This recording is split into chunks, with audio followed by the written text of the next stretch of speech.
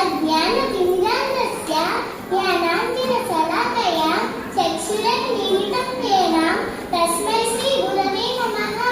అజ్ఞానమనే చీకటి చేత అందులైన వారికి జ్ఞానం అనే అంజనాన్ని పూసి కన్ను తెరిపించిన గురువులందరికీ వందనం అభివందనం పాదాభివందనం. This sloka is dedicated to all gurus present over here.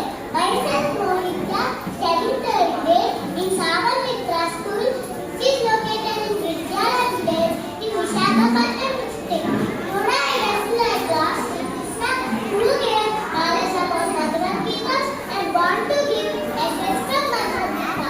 Bhagavad Gita అనేది మనిషికి జీవించే సరైన మార్గాన్ని చూపే ఒకే ఒక గొప్ప గ్రంథం. ఈ భగవద్ గీత జీవితంలో ధర్మం, కర్మ, ప్రేమ అనే పాఠాలను నేర్పుతుంది. ఈ భగవద్గీతలోని కర్మ సిద్ధాంతం గురించి నేను మీకు చెప్పబోతున్నాను. కర్మణ్యేవాధికారస్తే మా ఫలేషు కదాచన మా కర్మఫలహేతుర్భుః మా తే సర్వోత్తమకర్మణి. కారణం లేకుండా ఈ లోకంలో ఏదీ జరగదు. ప్రతిదానికి ఓ కారణం ఉంటుంది. మానవులు ఇప్పుడు అనుభవిస్తున్న బాధలకు, కర్మకు పూర్వజన్మ కర్మనే కారణం.